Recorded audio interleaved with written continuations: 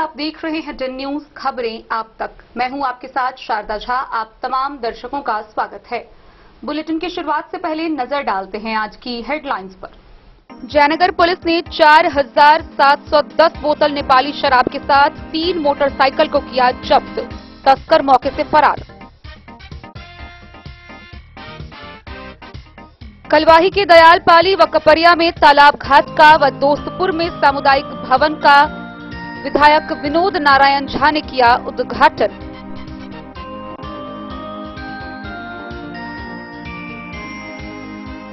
अठारह जुलाई को नगर निगम के नवनियुक्त सशक्त अस्थायी समिति के सदस्य लेंगे गोपनीयता की शपथ।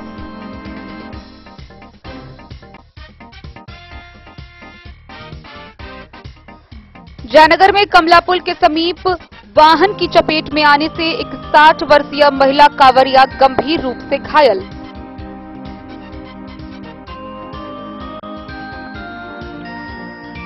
बिस्फी के सिमरी गांव में गोपीकांत झा के घर हुई चोरी।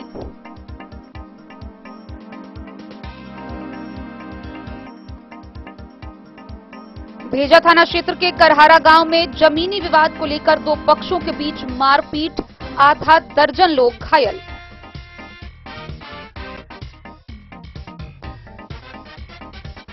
डाटा एंट्री ऑपरेटर जिला इकाई मधुबनी की हुई बैठक। जिलाध्यक्ष नीतीश कुमार ने की अध्यक्षता।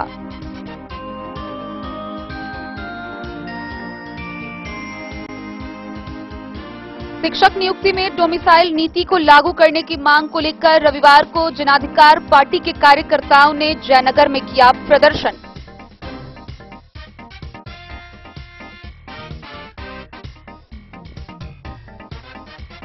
बिस्फी के औसी 0 माइल में जाप कार्यकर्ताओं ने जयनगर दरभंगा मुख्य पथ को किया जाम।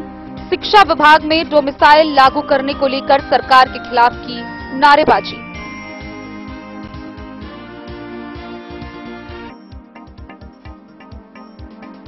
जयनगर में कमला नदी के जल से विभिन्न शिवालयों में जलाभिषेक करेंगे श्रद्धालु।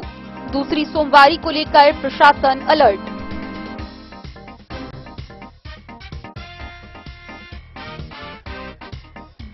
बिस्फी के भैरवा श्रावणी मेला में दूसरी सोमवारी को होगी अधिक भीड़। प्रशासन पूरी तरह सतर्क, चप्पे चप्पे पर की जा रही निगरानी।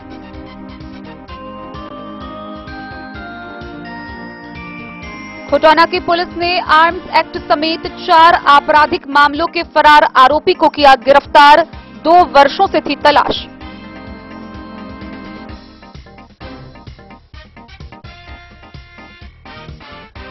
मधुबनी के जिला केंद्रीय पुस्तकालय में साहित्य साधना स्थली की मासिक साहित्यिक काव्य गोष्ठी का हुआ आयोजन।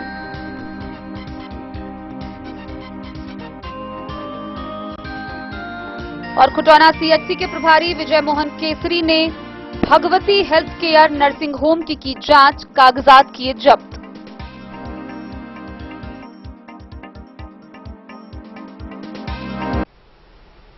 खबरें अब विस्तार से। जयनगर थाना की पुलिस ने बैरा गांव में गुमानी टोल स्थित मलह टोल के समीप पुआल के ढेर से भारी मात्रा में शराब बरामद की है। पुलिस ने 4710 बोतल नेपाली शराब बरामद की है। साथ ही 3 मोटरसाइकिल को भी जब्त किया गया है। हालांकि पुलिस की भनक लगते ही तस्कर मौके से फरार हो गए। जयनगर थाना पुलिस को रविवार को गुप्त सूचना मिली कि थाना क्षेत्र के बैरा गांव के गुमानी टोल से भारी मात्रा में शराब तस्करों के द्वारा शराब का खेप अन्य जगह भेजने की योजना बना रहे हैं। एसडीओ विप्लव कुमार के निर्देश पर पुलिस उपाधीक्षक सह थानाध्यक्ष आशुतोष रंजन ने त्वरित कार्रवाई करते हुए थाना एसआई धीरेन्द्र कुमार सिंह के नेतृत्व में पैंथर टीम के सहयोग से गुमानी टोल के मलहटोली स्थित पुआल के ढेर में कार्टून में छुपाकर रखे नेपाली शराब व 3 मोटरसाइकिल को जब्त किया, जिसमें 157 कार्टून में 4710 बोतल नेपाली देशी शराब व 3 मोटरसाइकिल शामिल है। थानाध्यक्ष ने बताया कि पुलिस को देखकर थाना क्षेत्र के बैरा मल्हाटोल निवासी अशोक सहनी समेत अन्य 5 शराब तस्कर भागने में सफल रहा।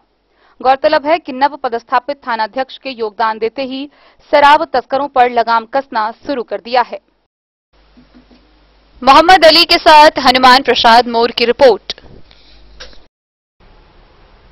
कलवाही प्रखंड के गांव दयालपाली व कपरिया में तालाब घाट का, वहीं दोस्तपुर में सामुदायिक भवन का पूर्व मंत्री सह बेनीपट्टी के विधायक विनोद नारायण झा ने उद्घाटन किया। इस दौरान उन्होंने उपस्थित लोगों को संबोधित भी किया।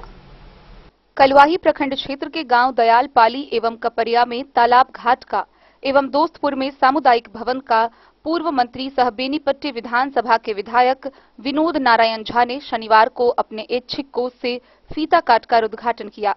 कलवाही प्रखंड के कपरिया गांव स्थित राम जानकी कुटी ठाकुरबाड़ी तालाब में 9,94,000 की लागत से बनने वाली घाट व दूसरा दयालपाली गांव स्थित राजपूत टोला के पुरानी तालाब में 7,40,000 की लागत से बनने वाली घाट और दोस्तपुर गांव में करीब 9 लाख की लागत से बनने वाला सामुदायिक भवन का उद्घाटन किया। इसके बाद विधायक ने वहां एक जनसभा को संबोधित करते हुए कहा कि उनकी ओर से विकास की प्रक्रिया निरंतर चल रही है। उन्होंने कहा कि बिहार में लोकतांत्रिक सरकार है, लोकतंत्र खतरे में है। सरकार जनता की आवाज और आंदोलन को दबाना चाहती है। उन्होंने आम जनता से सरकार को उखाड़ फेंकने का आह्वान किया। कार्यक्रम में भाजपा नेता मुकेश सिंह, पप्पू सिंह समेत दर्जनों भाजपा नेता व सैकड़ों ग्रामीण उद्घाटन में शामिल थे। पार्टी के नेतृत्व में एक विधानसभा मार्च का आयोजन किया गया। उसमें शांतिपूर्ण मार्च चल रहा था। पूरे सभी अध्यक्ष, सारे पदाधिकारी, सारे विधायकों के साथ हम लोग विधानसभा की ओर आगे बढ़ रहे थे। लेकिन नीतीश कुमार जी और उप मुख्यमंत्री तेजस्वी यादव जी के इशारे पर बिना उकसावे के शांतिपूर्ण जुलूस पर अकारण बिना चेतावनी के हमें प्रहार किया गया। सारे लोगों को लाठियों से प्रहार किया गया। इतना ही नहीं, पानी की बौछार की गई तेज धार से, आंसू गैस के अनवरत गोले चलाए गए। ये अकारण था। इसका कारण है कि वह सरकार हताश हो गई थी। जितनी बड़ी संख्या में पूरे बिहार से कार्यकर्ता गांधी मैदान में पहुंचे, सरकार सोचती थी कि 200-400 लोग आएंगे। वहां 50,000 लोगों की भीड़, जिसमें सभी नौजवान थे, जब सड़क पर चल पड़े तो सरकार हताश हो गई और हताश होकर उन्होंने लाठीचार्ज का आदेश दिया। ये पहली बार हुआ कि बिना चेतावनी के लाठीचार्ज दिया गया। हमने 40 साल के राजनीतिक इतिहास में बहुत सारे प्रदर्शन देखे हैं, विरोधियों का धरना देखा है, लेकिन ऐसा कभी नहीं देखा था कि बिना चेतावनी के कोई पुलिस लाठीचार्ज करती है। यह निश्चित रूप से बिना मुख्यमंत्री और उप मुख्यमंत्री के आदेश के नहीं हो सकता। किसी कलेक्टर, एसपी की इतनी हिम्मत नहीं है कि 80 विधायक चल रहे हों और 20 एमपी चल रहे हों, उसे बिना कहे हुए लाठीचार्ज करें। तो पूरी तरह ये सरकार का दोष है। सरकार कहती है कि उकसावे में किया, लोगों ने मिर्ची फेंका। मैं आज चुनौती देता हूं कि वो एक भी वीडियो फुटेज दिखावें कि कोई भाजपा कार्यकर्ता मिर्ची फेंक रहा है। हाँ, एक पुलिसकर्मी के शरीर पर कुछ लाल लाल चीज दिख रहा है, वो तो आप भी रख के फोटो खिंचवा सकते हैं। मिर्ची फेंकते हुए फोटो दिखाइए, उस आदमी की पहचान करिए, या किसी ने पत्थर फेंका हो वो दिखाइए। लेकिन सभी लोगों ने टीवी पर, मीडिया पर देखा है कि किस तरह पुलिस बर्बरतापूर्वक कार्यकर्ताओं पर, एमपी पर, एमएलए पर लाठी बरसा रही है। एक भी कहीं दिख नहीं रहा कि प्रदर्शनकारियों की ओर से ये कोई कार्रवाई हुई है। हद तब होगी कि भारतीय जनता पार्टी के जहानाबाद जिला के महामंत्री विजय सिंह जी की हत्या हो, उनका निधन हो गया। वो उसी लाठीचार्ज के कारण जो भगदड़ मची और उनको चोट लगी, इस कारण वो गिरे और गिरने के बाद वो उनकी हत्या हो गई। लेकिन जिस तरह सरकार कर रही है, मुझे तो लगता है कि पुलिस भी ऐसी ही रिपोर्ट बनाएगी। ये बहुत चिंताजनक है। मैं सरकार से पूछना चाहता हूं कि विजय सिंह पार्टी के महामंत्री हैं, पार्टी के कार्यकर्ता हैं जहानाबाद के, तो उस दिन प्रदर्शन था, तो क्या वो भजन करने के लिए आए थे कि प्रदर्शन में आए थे? वो किसी और काम से नहीं आए थे। प्रदर्शन में वो मरे हैं और वो शहीद हुए हैं। भारतीय जनता पार्टी इसको भूलेगी नहीं और इसको गांव-गांव तक ले जाए। जो भी 50 कार्यकर्ताओं के सर फूटे और उनके खून बहे हैं पटना की सड़कों पर। पटना की उस सड़क पर, डाक बंगला चौराहे पर आज भी खून के धब्बे हैं। वो खून बता रहे हैं कि सरकार ने कितनी बर्बरतापूर्वक काम किया, सरकार ने कितना अलोकतांत्रिक काम किया है। जो लोग लोकतंत्र को बचाने का नारा देते हैं कि सभी पार्टी मिल जाएंगे, इस देश में लोकतंत्र बचाएंगे, उन्होंने सरेआम लोकतंत्र की हत्या की पटना में 13 तारीख को। और ये लोकतंत्र की सरेआम हत्या है। क्या भारत में अब नीतीश कुमार के राज में लोगों को प्रदर्शन करने का हक नहीं है, धरना देने का हक नहीं है, विरोधी पार्टी को आवाज उठाने का हक नहीं है? कैसे चलेगा लोकतंत्र? भारत के जिन संविधान निर्माताओं ने संविधान बनाया था, वो इसी उम्मीद से बनाया था क्या कि आएंगे सरकारी पार्टी होगी, वो प्रदर्शन करने वालों पर लाठी चलाएगी? और हमने क्या कहा था? हमने कौन सा बुरा मांग कहा था? पहला मांग किया था कि शिक्षकों को जो 20-20 साल से नौकरी किए हैं, उन शिक्षकों को आप सरकारी कर्मी का दर्जा दीजिए। आप सरकारी तनख्वाह तो देते ही हैं, भले ही आप पूरी तनख्वाह न देते हो, लेकिन सरकारी तनख्वाह तो देते ही हैं। तो सरकारी कर्मी बनाने में क्या हर्ज है? और लेकिन वो कहते हैं, उन्होंने एक नया सर्कुलर जारी किया कि 20-20 साल जो शिक्षक नौकरी किए हैं, वो जब बीपीएससी की परीक्षा पास करेंगे तभी उन्हें राज्य कर्मी का दर्जा प्राप्त होगा। ये तुगलकी फरमान है, ये अन्याय है। हम इसकी आवाज उठाए थे। हमने आवाज उठाया कि नीतीश कुमार मुख्यमंत्री थे तो जो भी चार्जशीटेड होता था उसे इस्तीफा करना पड़ता था, और मुक्त होने के बाद फिर वो सरकार में शामिल होते थे। वही नीतीश कुमार हैं, उन्होंने जीतन राम मांझी जी से इस्तीफा लिया, भारतीय जनता पार्टी के रामाधार सिंह से इस्तीफा लिया, और इसके बाद कई लोग से इस्तीफा इस आधार पर, अभी कार्तिक सिंह से उन्होंने कुछ ही दिन पर लिया है, जो आरजेडी के विधायक है।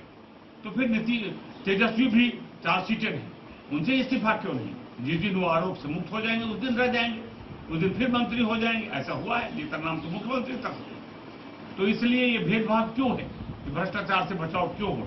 और तीसरा मांग, जब आरजेडी 2019 के 20 का लोकसभा चुनाव, विधानसभा चुनाव हो रहा था, उसने घोषणा की थी अपने घोषणा पत्र में। उसका पहला घोषणा था कि जिस दिन आरजेडी की सरकार बनी, हम एक कलम से पहले कैबिनेट में 10 लाख नौजवानों को नौकरी देंगे। तेजस्वी के उप मुख्यमंत्री बने हुए 11 महीने बीत गए, अभी तक एक भी नौकरी क्यों नहीं मिली? आपने 10 लाख नौकरी का वादा किया था, वो कहाँ गया वादा? तो आप बाहर माफी मांगिए कि हमने झूठ वादा किया था, या माफी मांगिए कि हमने जो कहा है घोषणा पत्र में वो झूठ है। यदि आपने घोषणा पत्र भी किया है तो नौकरी दीजिए। कुछ दिन पहले नौकरी देने का एक नाटक हुआ था, लेकिन एक भी नई नौकरी नहीं थी। तो जब हम लोग सरकार में थे, भारतीय जनता पार्टी और जदयू की सरकार थी, उसमें जब कुछ लोगों को नौकरी मिली, उसी को दोबारा से उन्होंने नियुक्ति पत्र देने का काम किया। ये विश्वासघात है और उन्होंने छलने का काम किया। भारतीय जनता पार्टी आप विरोध में है, ये चुप नहीं बैठेगी। भारतीय जनता पार्टी का विरोध करने का रिकॉर्ड है, हमने लंबी लड़ाइयां लड़ी है। सुशील मोदी जी के नेतृत्व में बिहार में लालू यादव जी के कुशासन के खिलाफ लड़ाइयां लड़ी, और लड़ाई के बाद लालू यादव जेल भी गए और हम लोग सरकार में भी लौटे। हम नीतीश कुमार और तेजस्वी यादव सरकार को भी नहीं छोड़ेंगे, हम चुप भी नहीं बैठेंगे, आंदोलन करेंगे और धरना प्रखंडों में करेंगे, गांव-गांव में इस आंदोलन को जलाएंगे। और आने वाले चुनाव में बिहार की जनता के सहयोग से, और जो खून बहा है वो बेकार नहीं जाएगा। पटना की सड़कों में जो कार्यकर्ताओं का खून बहा है वो बेकार नहीं जाएगा।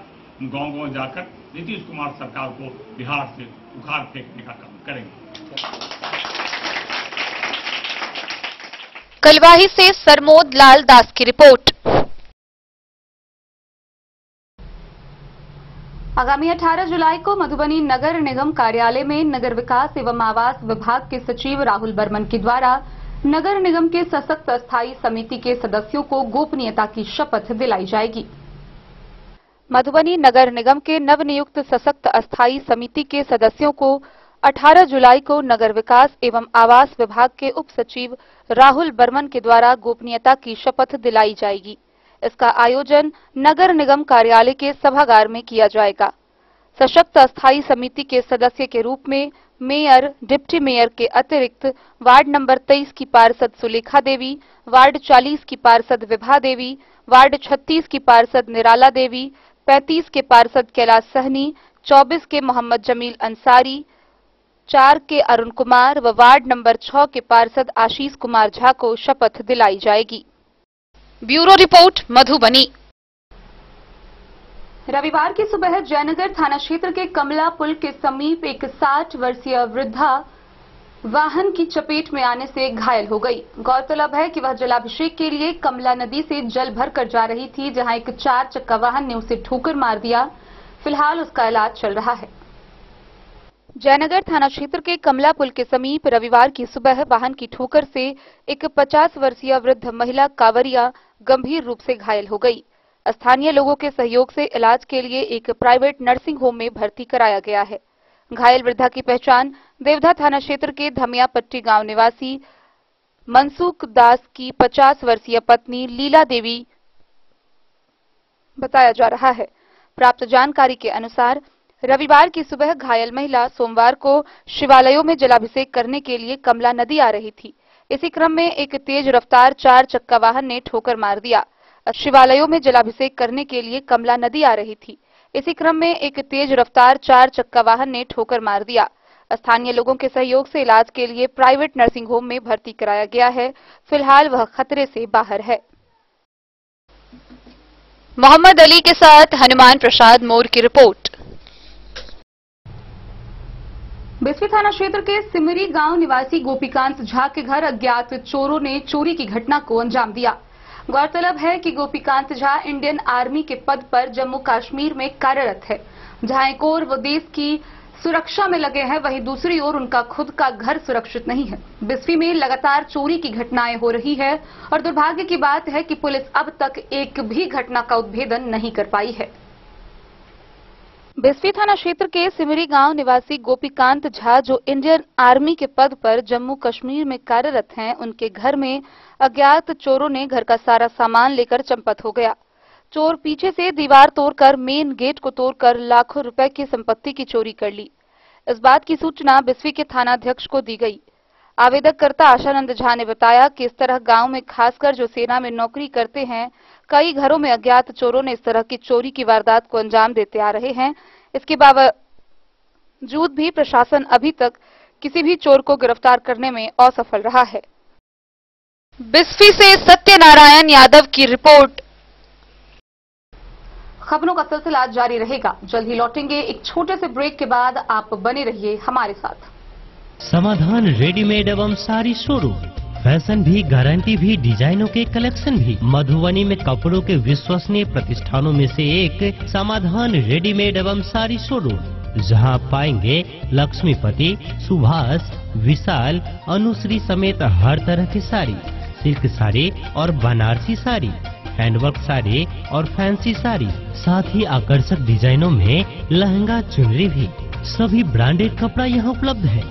Readymade coat pant, sherwani, jeans pant, shirt, crop top, बाबा suit, ladies suit, gown, Naira suit समेत मेंस वियर, लेडीज वियर एवं किड्स वियर का भरपूर रेंज व विभिन्न प्रकार के डिजाइनों के लिए आज ही पधारे। समाधान रेडीमेड एवं साड़ी शोरूम। हमारा पता है महिला कॉलेज रोड, मधुबनी। समाधान रेडीमेड एवं साड़ी शोरूम हमारी, आपकी और हम सब की पहली पसंद। समाधान रेडीमेड एवं sari showroom.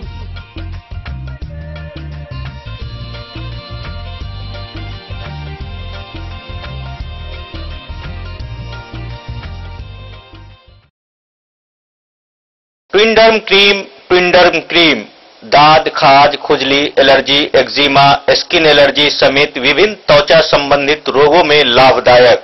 ट्विंडर्म cream marketed by Aeronics health care. तो किसी भी प्रकार के त्वचा रोग से है परेशान तो ट्विंडर्म क्रीम है सबका समाधान। जिले के सभी दवा दुकान में उपलब्ध ट्विंडर्म क्रीम। ट्विंडर्म क्रीम, ट्विंडर्म क्रीम दाद, खाज, खुजली, एलर्जी, एक्जिमा, स्किन एलर्जी समेत विभिन्न त्वचा संबंधित रोगों में लाभदायक। Twinderm cream marketed by Aeronics health care. तो किसी भी प्रकार के त्वचा रोग से हैं परेशान तो ट्विंडर्म क्रीम है सबका समाधान। मधुबनी जिला के हर दवा दुकान में उपलब्ध ट्विंडर्म क्रीम। ज्वेलरी हाउस स्वर्णश्री, सोने की शुद्धता मापने वाला यंत्र कैरेटोमीटर यहाँ उपलब्ध है, क्योंकि सोने की शुद्धता और आपके विश्वास के साथ कोई समझौता नहीं। रत्न, सोना व चांदी के हर तरह के आभूषणों के लिए एक बार अवश्य आएं। लाइट वेट व बेहतरीन कारीगरी वाले गहनों का अनूठा संगम। आपका भरोसा ही है हमारी पूंजी। बिना किसी मिलावट व पूरी शुद्धता के साथ हॉलमार्क गहने आपको देना हमारा परम कर्तव्य। तो देर किस बात की, अपने मनपसंद गहनों की खरीदारी के लिए आज ही आए। पता याद रखें, ज्वेलरी हाउस स्वर्ण श्री, बड़ा बाजार, मधुबनी। बेहतरीन साड़ियों एवं रेडीमेड कपड़ों का अनूठा संगम बॉम्बे फैशन। शादी हो या कोई त्योहार, हर तरह के खास आयोजन में आपको पसंद आएंगी यहाँ के डिजाइनर कामदार एवं बेहतरीन साड़ियाँ। यानी अगर आप चाहते हैं सभी प्रकार की कामदार फैंसी बनारसी प्योर सिल्क सूती साड़ियाँ, सलवार सूट और लहंगा चुन्नी, तो सोचने की जरूरत नहीं, आए बॉम्बे फैशन। हम रखते हैं आपकी पसंद का ख्याल। शर्टिंग, सूटिंग एवं ब्रांडेड रेडीमेड कपड़े भी मिलेंगे आपको उचित मूल्य पर। यही नहीं, बच्चों के कपड़े बाजार से कम कीमत पर यानी होलसेल रेट पर प्राप्त करें। पता याद रखें, बॉम्बे फैशन, महिला कॉलेज रोड, मधु। भेजा थाना क्षेत्र के करहारा गांव में जमीनी विवाद को लेकर दो पक्षों के बीच मारपीट हुई। इस मारपीट की घटना में तकरीबन आधा दर्जन से अधिक लोगों के घायल होने की खबर है, जिसमें गीता देवी, लालो देवी, अनीता देवी समेत आधा दर्जन लोग घायल हो गए। सबका इलाज चल रहा है। भेजा थाना क्षेत्र के करहारा गांव में जमीनी विवाद को लेकर दो पक्षों के बीच जमकर मारपीट हुई, जिसमें करीब आधा दर्जन लोग जख्मी हो गए। सभी का उपचार मधेपुर के रेफरल अस्पताल में चल रहा है। थाना क्षेत्र के करहारा गांव निवासी मिट्ठू ठाकुर का पुत्र तिरपित ठाकुर व चारों ठाकुर का पुत्र सोहन ठाकुर के बीच जमीनी विवाद को लेकर जमकर मारपीट हुई, जिसमें दोनों पक्ष के आधा दर्जन से अधिक लोग जख्मी हो गए। सभी का उपचार मधेपुर के रेफरल अस्पताल में चल रहा है। इस जमीन के मामले को भेजा थाना के थाना दिवस के अवसर पर निष्पादित कर दिया गया। उसी जमीन के संबंध में लाठी चली है।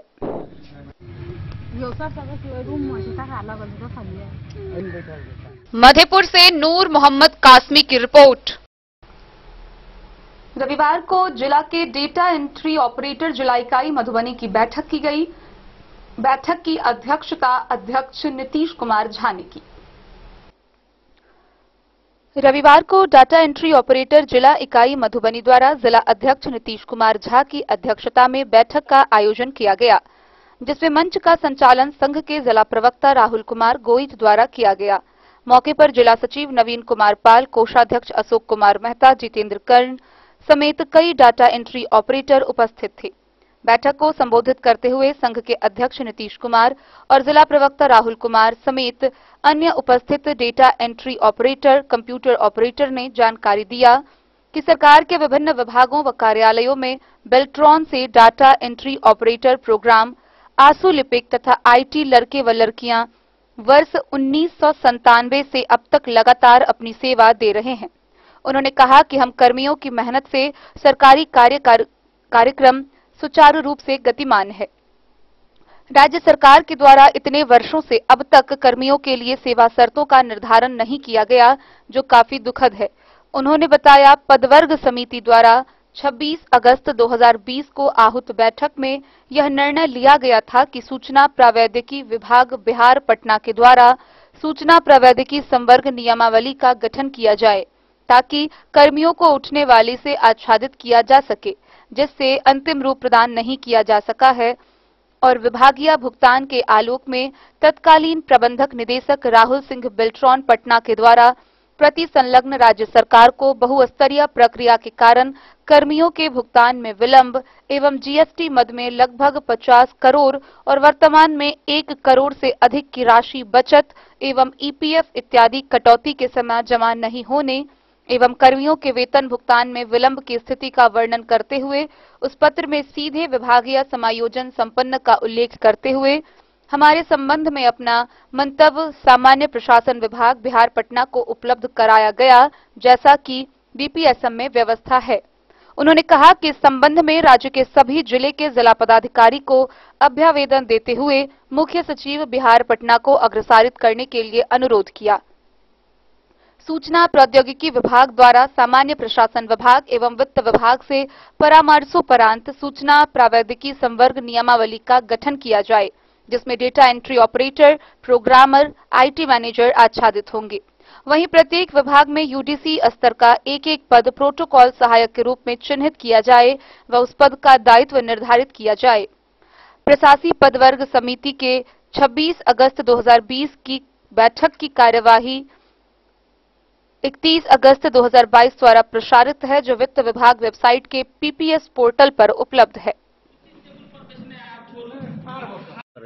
आप आए हैं हमारे डीएन न्यूज भाई साथी, आप हमारे सम्मानीय हैं, आपको हृदय से धन्यवाद। जो हम लोग जो बिहार सरकार के अपेक्षित कर्मचारी हैं, इसके लिए आपने अपना बेशकीमती समय देकर हम लोगों को बाइट देने के लिए। हम लोग की जो व्यवस्था है वो बेल्ट्रॉन से व्यवस्था होती है, सारी व्यवस्था बेल्ट्रॉन से होती है, लेकिन जब नियुक्ति देने की बात होती है तो उस समय हम लोग को एक उर्मिला का ढलढला दे देता है। इस व्यवस्था को समाप्त करने के लिए वर्ष 18 में राहुल सिंह सर के द्वारा लिखा गया था कि ये बहुस्तरीय प्रक्रिया है, जिससे सरकार को 50 से 100 करोड़ की बचत भी होगी और विभागीय भुगतान होने से कर्मचारियों को ससमय भुगतान होगा और सरकार को आर्थिक बोझ भी नहीं पड़ेगा।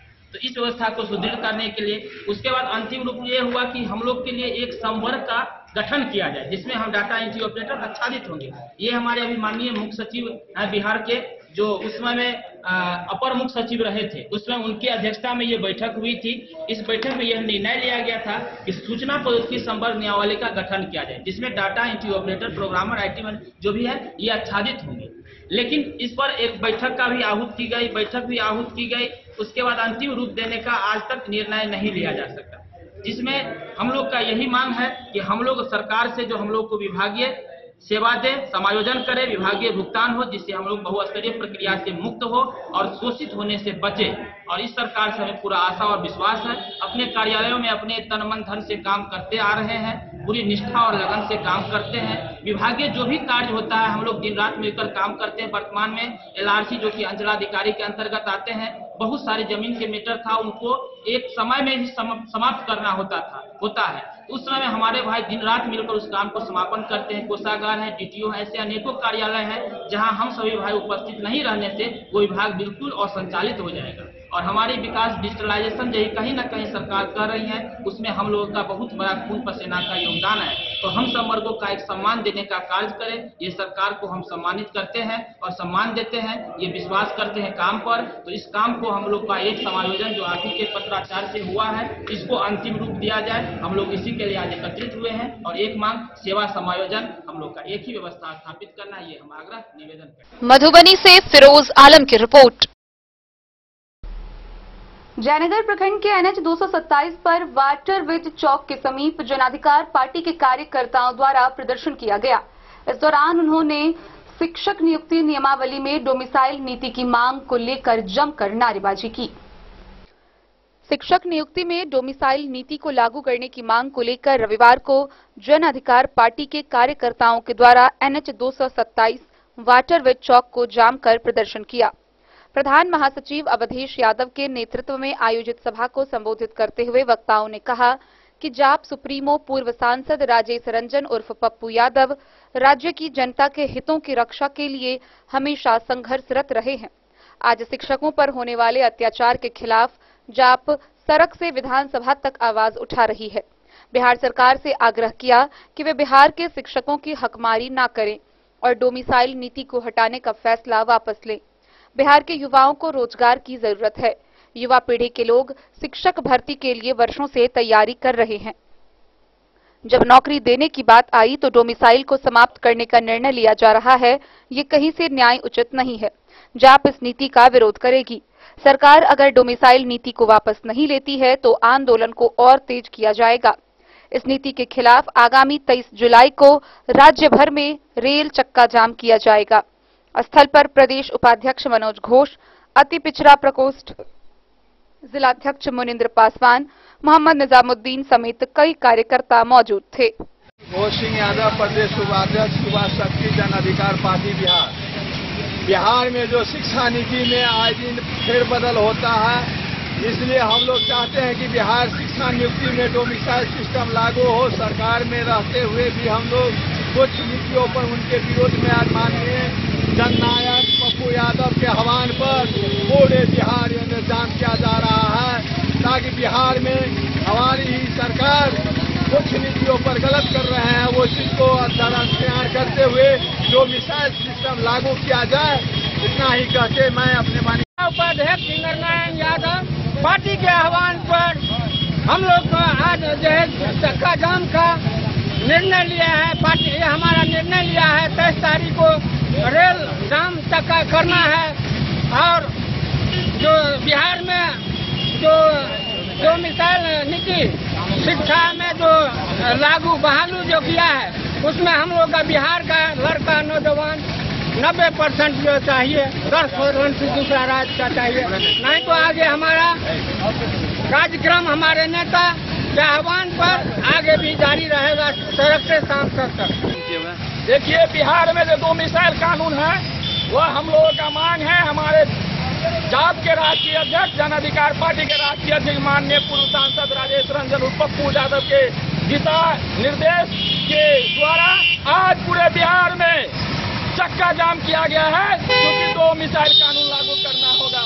आप देखते होंगे सर कि पहले बिहार में रोजगार नहीं है और बिहार देश के नीतीश कुमार देश के प्रधानमंत्री बनने के लिए बिहार से बाहर रोजगार देने का काम करते हैं। हम लोगों का मांग है कि 90% बिहार का युवा को रोजगार मिले। 10% में आप किसको देना है दीजिए, लेकिन 90% बिहार को देना होगा। इसी के विरोध में हम लोग आज चक्का जाम किए हैं और सदन से लेकर पूर्ण आंदोलन भी करेंगे। सरकार नहीं माना तो उससे हम लोगों का 23 तारीख को रेल चक्का भी जाम है, उसमें भी हम लोग कार्यक्रम करेंगे। इसलिए देखिए, बहुत ही अभी देखने को बाकी है, क्या करते हैं बिहार सरकार।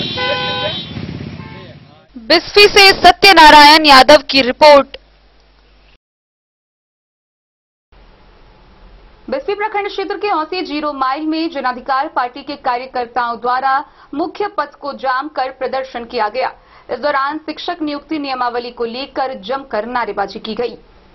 बिस्फी प्रखंड क्षेत्र के औसी 0 माइल में जाप कार्यकर्ताओं ने कुछ देर के लिए जयनगर दरभंगा मुख्य पथ को प्रखंड अध्यक्ष बेचन यादव के नेतृत्व में जाम कर दिया।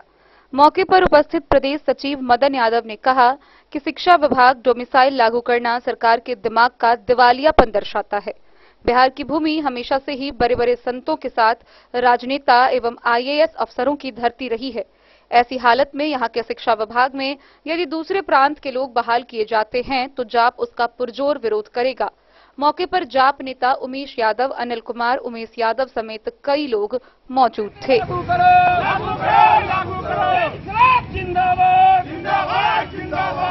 इस मांग को लेकर आप लोग डोमिसाइल नीति के लिए शिक्षक के समर्थन में हम लोग जाम किए हैं। सरकार के पक्ष में है, लेकिन सरकार की जो नीति है विरोध कर रहे हैं, लेकिन नौजवान के विपक्ष में है। तो क्या चाह रहे हैं आप लोग? चाह रहे हैं कि डोमिसाइल नीति लागू हो और बिहार से बाहर के विद्यार्थी यहाँ नहीं आए। बिहार में भी बहुत बेरोजगारी है, इसलिए हम लोग आज सड़क पर उतरे हैं। क्या नाम आपका? जी, अनिल कुमार यादव, युवा शक्ति प्रखंड अध्यक्ष। शिक्षक बहाली में जो डोमिसाइल है उसको लागू करने के लिए इस राज्य का लड़का इसी राज्य में नौकरी करे, बाहर का लड़का इस राज्य में नहीं आवे। इसीलिए हमारे पार्टी के राष्ट्रीय अध्यक्ष माननीय पूर्व सांसद पप्पू यादव जी आज संपूर्ण बिहार में। मोहम्मद अली के साथ हनुमान प्रसाद मोर की रिपोर्ट। मधुबनी जिला के जयनगर के कमला पुल के तट पर रविवार को हजारों श्रद्धालु पहुंचे, जिन्होंने विभिन्न शिवालयों में जलाभिषेक को लेकर जल भरा। गौरतलब है कि दूसरी सोमवारी पर पहली सोमवारी की अपेक्षा ज्यादा भीड़ होगी। रविवार को हजारों श्रद्धालुओं ने जलाभिषेक को लेकर जल भरा, जहां अगले सोमवार को श्रद्धालु विभिन्न शिवालयों में जाकर जलाभिषेक करेंगे। मधुबनी जिला के जयनगर के कमला पुल के पश्चिमी तट पर विभिन्न शिवालयों में जलाभिषेक हेतु कई जगहों से कांवरियां कमला नदी तट पर पहुंच रहे हैं। रविवार को हजारों कांवरियों ने जल भरा। दोनों तट पर श्रद्धालुओं की अच्छी खासी भीड़ थी। पर्णकुटी मंदिर से कांवरिया कपिलेश्वर, कल्याणेश्वरनाथ, जागेश्वरनाथ तथा शिलानाथ धाम सहित अन्य शिवालयों के लिए शिव भक्तों ने पवित्र कमला नदी से जल भरकर प्रस्थान किया। हर साल कमला पुल पर श्रावणी महोत्सव मनाया जाता है। इस बार भी मेला धूमधाम से मनाया जा रहा है। मिथिलांचल के विभिन्न क्षेत्रों से कांवरियां यहां आते हैं और अपनी मनोकामना पूर्ति हेतु भोलेनाथ को जल अर्पित करने के लिए कमला मैया के जल से जलाभिषेक करते हैं। मेला में बोल बम सेवा समिति के सदस्यों के साथ साथ स्थानीय लोग भी अपना सहयोग दे रहे हैं। मेला समिति में बोल बम सेवा समिति के अध्यक्ष शशि हजरा, समिति के सचिव अनुराग कुमार पंकज, कोषाध्यक्ष अजय कापर, उप कोषाध्यक्ष सूर्यदेव पासवान समेत अन्य सदस्य उपस्थित थे।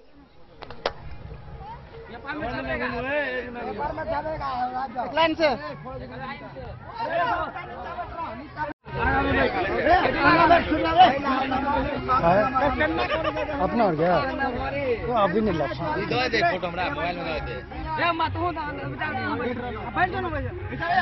वीडियो कर लिया। मोहम्मद अली के साथ हनुमान प्रसाद मोर की रिपोर्ट। खबरों का सिलसिला जारी रहेगा। जल्द ही लौटेंगे एक छोटे से ब्रेक के बाद। आप बने रहिए हमारे साथ।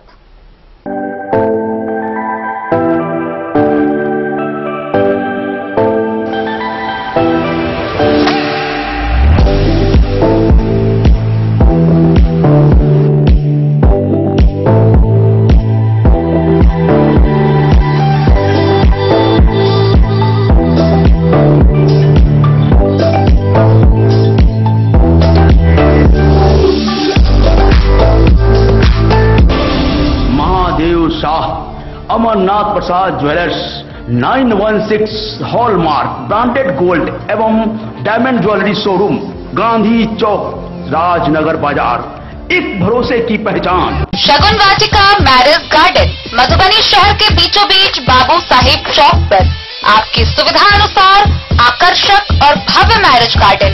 शगुन वाटिका विवाह भवन, रिंग सेरेमनी हो या हो शादी, छोटा बड़ा पारिवारिक समारोह हो या हो कोई उत्सव या पार्टी, शगुन वाटिका मैरिज गार्डन दे रहा है आपको सबसे बेहतरीन सेवा। बुकिंग के लिए संपर्क करें गणपति टेंट हाउस, पुराना LIC कैंपस, खादी भंडार, मधुबनी। संपर्क सूत्र 7903625254। के क्षेत्र में एक नया आयाम अब छोटे बच्चों के लिए भी आधुनिक सुविधाओं के साथ उपलब्ध। विवेकानंद मिशन विद्यापीठ जूनियर, जहां क्लास प्री नर्सरी से 5th स्टैंडर्ड तक के बच्चों का एडमिशन प्रारंभ है। अगर आप भी चाहते हैं अपने बच्चों का शिक्षा के क्षेत्र में बेहतर विकास, तो विवेकानंद मिशन विद्यापीठ जूनियर है आपके लिए तैयार। 2.5 से 10 वर्षों के बच्चों के लिए आपको मिलेगा आधुनिक सुविधाओं के साथ एक बेहतर शिक्षा का माहौल। CBSE बेस्ड करिकुलम सिलेबस के साथ साथ स्टूडेंट्स होंगे art and craft, game and sports और कल्चरल एक्टिविटीज में अव्वल।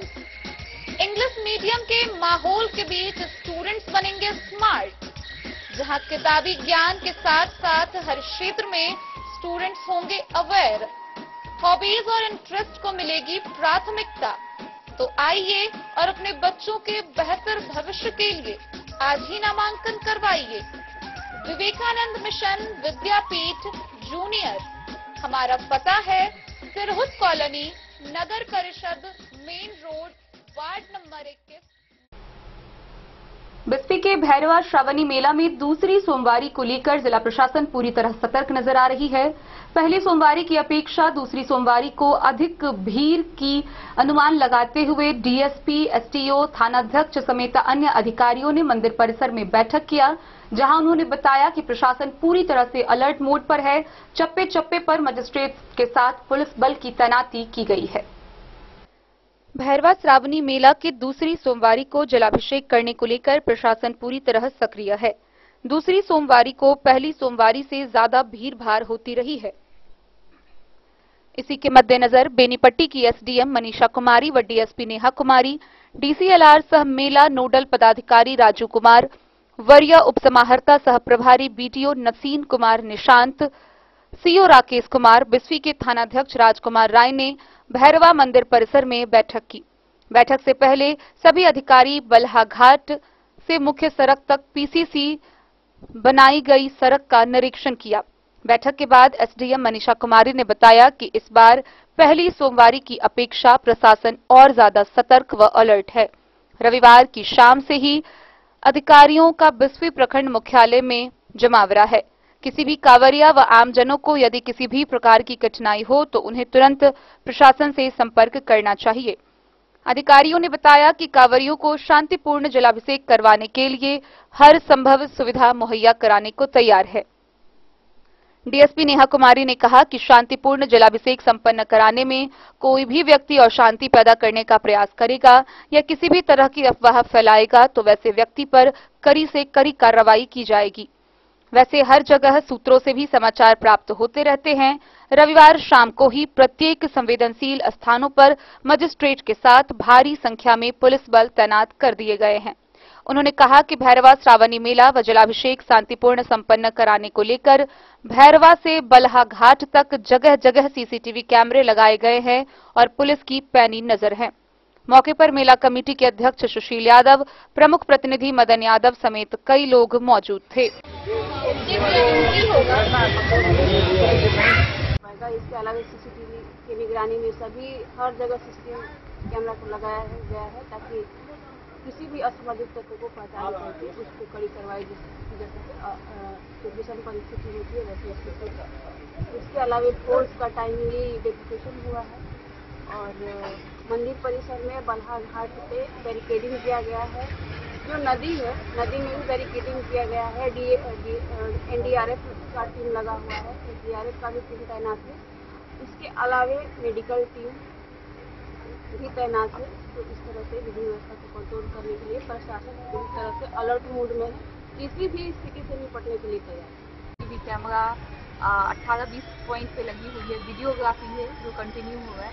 गश्ती दल है जो कंटिन्यू। श्रद्धालुओं के लिए सारी सुविधाएं उपलब्ध है। श्रद्धालुओं के लिए जगह जगह ड्रॉप गेट बने हुए हैं ताकि भीड़ को कंट्रोल किया जा सके। और बाकी जितने भी श्रद्धालु उनके पीने के पानी के लिए जगह जगह चापाकल लगी हुई है और कई टॉयलेट की व्यवस्था की गई है। और मंदिर की तरफ से भी जो भी सुविधाएं वो भी दी गई है। बिस्फी से सत्यनारायण यादव की रिपोर्ट। शुक्रवार की शाम खुटौना थाना की पुलिस ने गोइत परसाही गांव के गुपेश गोइत को गिरफ्तार किया। गौरतलब है कि उस पर आर्म्स एक्ट समेत 4 आपराधिक मामले दर्ज हैं और वह 2 वर्षों से फरार था जिसे पुलिस तलाश रही थी। आर्म्स एक्ट समेत अन्य आपराधिक मामलों का 2 वर्षों से फरार अभियुक्त खुटौना थाना क्षेत्र के गोइत परसाही गांव के धर्मेंद्र गोइत के पुत्र गोपेश गोइत को पुलिस ने शुक्रवार की शाम छापेमारी कर उसके घर से गिरफ्तार कर लिया। गिरफ्तार आरोपित के खिलाफ खुटौना थाना में आर्म्स एक्ट व मद्य निषेध अधिनियम के तहत 4 मामले दर्ज थे और उसके खुले में रहने से लोगों में दहशत था। मधुबनी एसपी द्वारा उस अभियुक्त को गिरफ्तार करने हेतु एसटीएफ का गठन किया गया था जिसमें थानाध्यक्ष धनंजय कुमार व एएसआई दयाराम यादव को भी शामिल किया गया था। डन न्यूज के लिए राशिद रजा की रिपोर्ट। मधुबनी शहर के तिलक चौक स्थित जिला केंद्रीय पुस्तकालय के सभागार में साहित्य साधना स्थली मधुबनी की साहित्यिक कवि गोष्ठी का आयोजन किया गया। इस दौरान एक से बढ़कर एक पहुंचे कवियों ने अपनी अपनी प्रस्तुति दी। साहित्य साधना स्थली मधुबनी की मासिक साहित्यिक काव्य गोष्ठी का आयोजन जिला केंद्रीय पुस्तकालय तिलक चौक के सभागार में सुभेश चंद्र झा की अध्यक्षता, सचिव दयाशंकर मिथिलांचली के संचालन व डॉक्टर विनय विश्वबंधु की समीक्षा में आयोजित हुई। गोष्ठी में शहर के कवि साहित्यकारों ने भाग लिया व अपनी काव्य रचना का परायण किया। गोष्ठी के क्रम में कवयित्री मालती मिश्रा अपनी प्रेम कविता की सस्वर प्रस्तुति प्रेम की धार बहाई। दीपक झा दीपू सपने में आज वो आई थी। साहित्यकार रेवती रमन झा उस पार प्रिय तुम हो।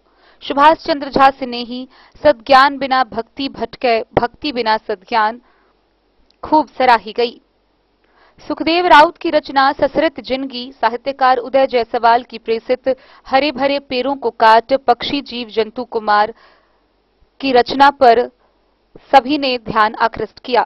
अंत में सुभेश चंद्र झा ने अपनी रचना झुकेंगे नहीं हम राष्ट्र को समर्पित प्रस्तुत किया। अपने अध्यक्षीय उद्बोधन में उन्होंने कहा कि साहित्यिक साधना स्थली की मासिक साहित्यिक गोष्ठी मधुबनी जिले में अपने आयोजन से समाज में एक नई ऊर्जा और रोशनी फैलाने का कार्य कर रही है, नई पीढ़ी को साहित्य से जोड़ने की दिशा में अपनी महत्वपूर्ण भूमिका निभा रही है। धन्यवाद ज्ञापन डॉक्टर बंशीधर मिश्र द्वारा दी गई। Bureau report Madhubani. खुटौना के सीएचसी प्रभारी विजय मोहन केशरी ने बीते शनिवार को खुटौना प्रखंड के Bhagwati health care nursing home की जांच की। इस दौरान कागजात भी जब्त किए गए। बताया जा रहा है कि बेल्हा की एक महिला का गलत इलाज करने के दौरान उसकी मौत हो जाने से प्राप्त शिकायत के आलोक में यह जांच की गई है। खुटौना सीएचसी के प्रभारी विजय मोहन केसरी ने शनिवार को स्थानीय थाना से सटे पश्चिम Bhagwati health care nursing home की जांच की और कागजात जब्त किए। इस नर्सिंग होम के खिलाफ प्रखंड के मालीन बेल्हा की एक महिला को भर्ती करने व गलत इलाज के कारण हुई उसकी मौत की शिकायत का मामला बताया जा रहा है। प्रभारी डॉक्टर विजय मोहन केसरी ने बताया कि सीएस मधुबनी के निर्देश पर उन्होंने उस शिकायत की जांच की है। डन न्यूज के लिए राशिद रजा की रिपोर्ट। तो आज के इस बुलेटिन में फिलहाल इतना ही। कल फिर हाजिर होंगे नए खबरों के साथ। तब तक दीजिए पूरी टीम को इजाजत और मधुबनी की हर छोटी बड़ी खबरों के लिए देखते रहिए डन न्यूज, खबरें आप तक। नमस्कार।